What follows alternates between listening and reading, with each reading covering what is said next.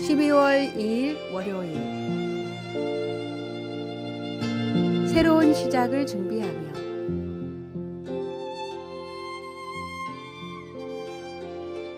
(12월이) 되면 우리는 자연스레 한 해를 돌아보고 다가올 새해를 준비하게 됩니다.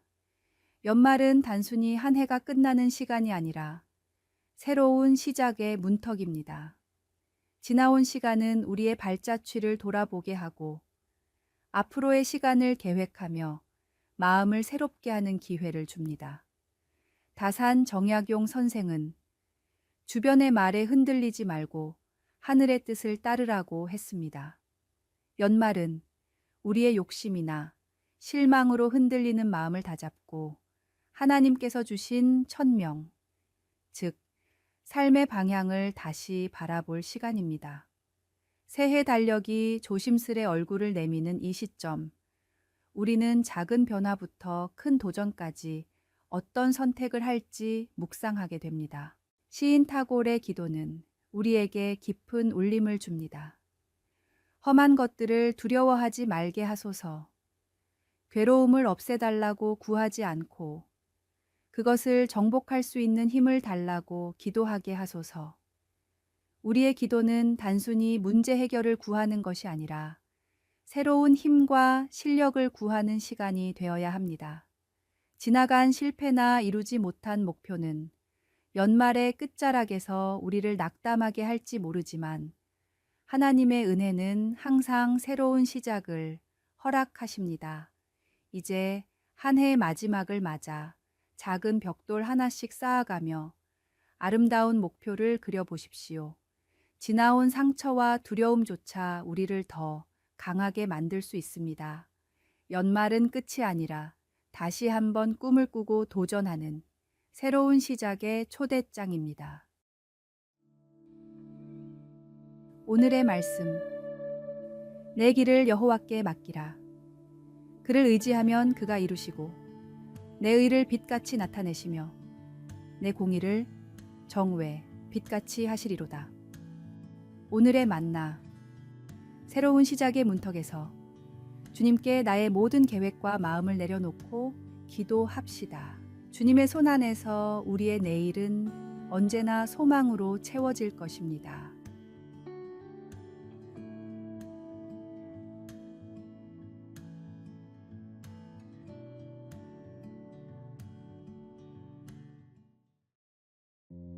(12월 3일) 화요일, 기도와 진정한 사랑의 의미.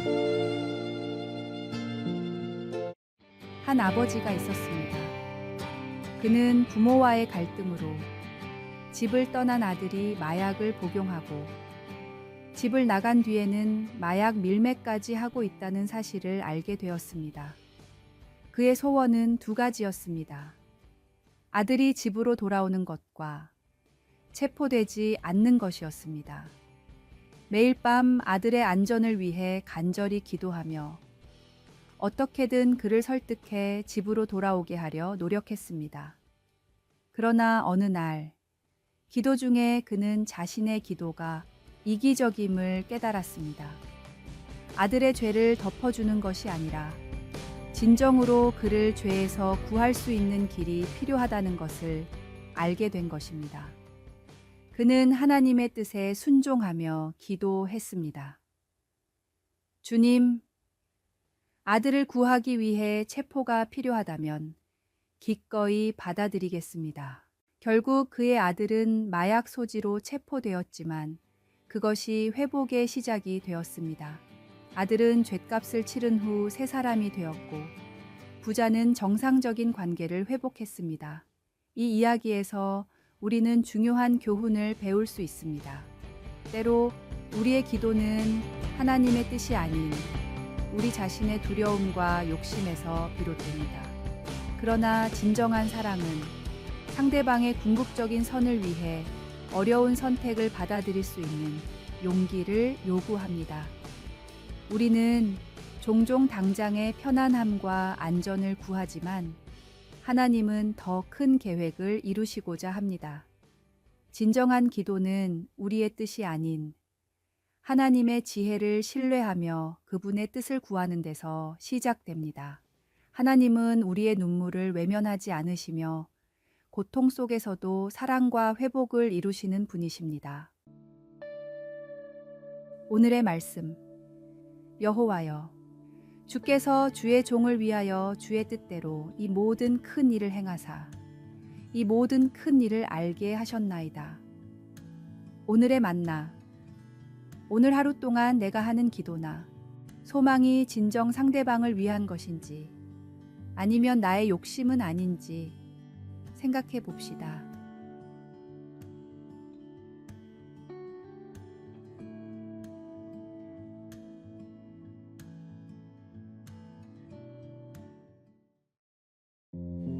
(12월 4일) 수요일. 상처를 꽃으로 피워내는 사람. 사는 게 참 어렵다고 느끼는 사람들이 많습니다. 서로가 주고받는 상처는 더 깊은 고통을 남기기도 합니다. 때로는 작은 상처에도 쉽게 무너지고 씻기 힘든 큰 아픔이 우리를 짓누르기도 합니다. 요셉은 누구보다도 깊은 상처를 겪었습니다. 형제들에 의해 종으로 팔려가고 충성의 대가로 감옥에 갇혔으며 도움을 약속받았으나 오랫동안 잊혔습니다. 그러나 요셉은 상처에 머물지 않았습니다. 그의 아픔은 하나님을 신뢰하는 가운데 은혜로 변화되었습니다. 풍년과 흉년이 교차하는 시간에 형제들을 만난 요셉은 복수를 택하지 않고 은혜와 사랑으로 그들을 품었습니다. 나를 이곳으로 보낸 것은 형들이 아니라 하나님이십니다. 요셉은 고난 속에서도 하나님의 섭리를 깨닫고 자신의 상처를 통해 많은 사람들을 구원하는 도구로 쓰임 받았습니다. 상처는 그를 성숙하게 했고 용서와 화해로 꽃피웠습니다. 우리도 마찬가지입니다. 인생의 고통은 때로 우리를 성장시키는 자양분이 됩니다. 진주조개가 상처에서 진주를 만들어내듯 우리의 상처도 새로운 가치를 창조할 수 있습니다. 하지만 이는 우리의 선택에 달려 있습니다. 용서와 화해는 쉬운 길이 아닙니다. 그러나 그것은 원망과 미움의 짐을 내려놓고 참된 자유와 평안을 경험하게 합니다. 하나님께서 가르쳐 주시는 사랑의 지혜로 상처를 아름다운 꽃으로 피워내는 삶을 살아갈 수 있습니다. 오늘의 말씀. 너희가 짐을 서로 지라. 그리하여 그리스도의 법을 성취하라. 오늘의 만나. 오늘 하루 받은 상처를 조용히 돌아보십시오. 그 상처가 단순한 아픔에 머물지 않고 당신을 더 성숙하게 만드는 자양분이 될 수 있도록 진지하게 묵상해 보는 시간이 되시길 바랍니다.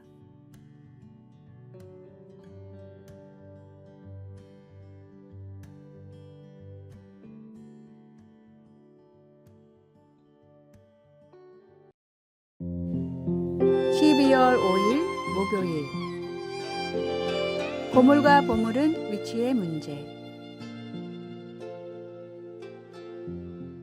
브라운관 TV가 고물상에 있으면 고물, 백남준에게 있으면 보물, 마이클 조던은 야구계에 있을 땐 고물, 농구계에 있을 땐 보물.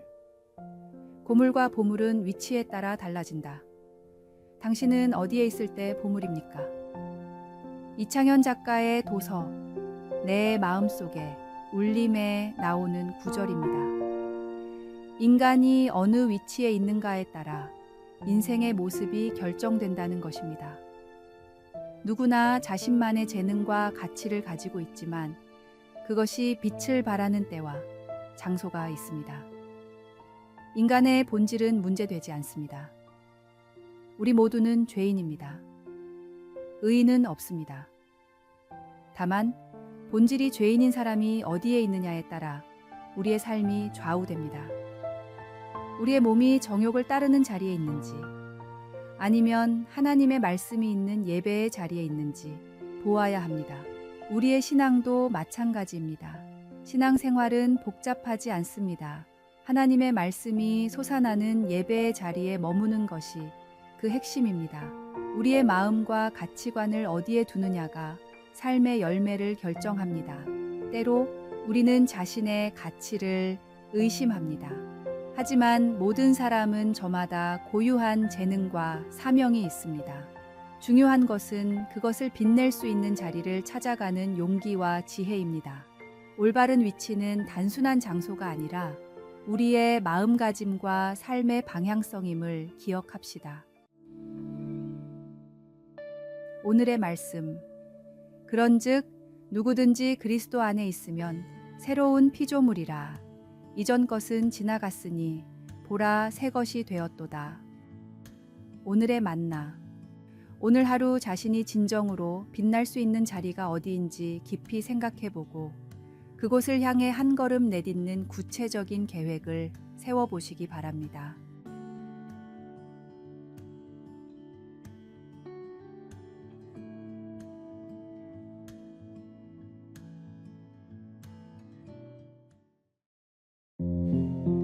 (12월 6일) 금요일. 2마리 금붕어. 작은 어항 속에 금붕어 2마리가 살고 있었습니다. 그 둘은 서로를 미워해서 툭하면 싸웠습니다. 한정된 공간에서 서로를 견디지 못하고 자신의 영역을 지키려 했습니다. 그러던 어느 날 그들은 크게 싸우다가 결국 많이 다친 금붕어가 죽고 말았습니다.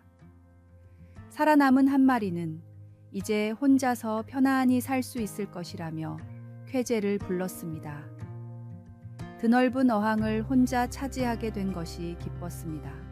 더 이상 영역이나 먹이 다툼도 없을 것이라 생각했습니다. 그러나 며칠 뒤 그 금붕어도 죽고 말았습니다. 죽은 물고기 몸이 썩기 시작하면서 물을 오염시켰기 때문입니다. 결국 자신의 이기심이 자신의 생명까지 앗아가는 결과를 낳고 말았습니다. 사람은 홀로 살 수 없습니다. 사람은 사회적 동물이기에 서로 도와가면서 살아야 합니다. 사람인 자를 생각해 보십시오. 서로가 서로를 바치고 의지해야 사람은 제대로 설 수 있습니다. 이는 간단한 한자에서도 인간 존재의 본질을 보여주는 깊은 지혜입니다. 우리의 신앙도 마찬가지로 더불어 믿는 신앙이 되어야 합니다. 서로를 위로하며 격려하고 세워주는 공동체가 되어야 합니다. 장작이 제각각 떨어져 있으면 강한 화력을 낼 수 없지만 함께 포개지면 큰 불길을 일으키듯이 예수 그리스도 안에서 한 형제인 우리는 서로를 사랑하고 서로를 위해서 기도하고 따뜻한 마음으로 서로를 더욱 배려해 줄 때에 더욱 큰 능력을 발휘할 수가 있습니다. 오늘의 말씀. 새 계명을 너희에게 주노니 서로 사랑하라. 내가 너희를 사랑한 것 같이 너희도 서로 사랑하라. 오늘의 만나. 우리의 존재 가치는 홀로 빛나는 데 있지 않습니다. 오히려 서로를 비추고 서로의 빛을 더욱 밝게 만드는 데 있습니다.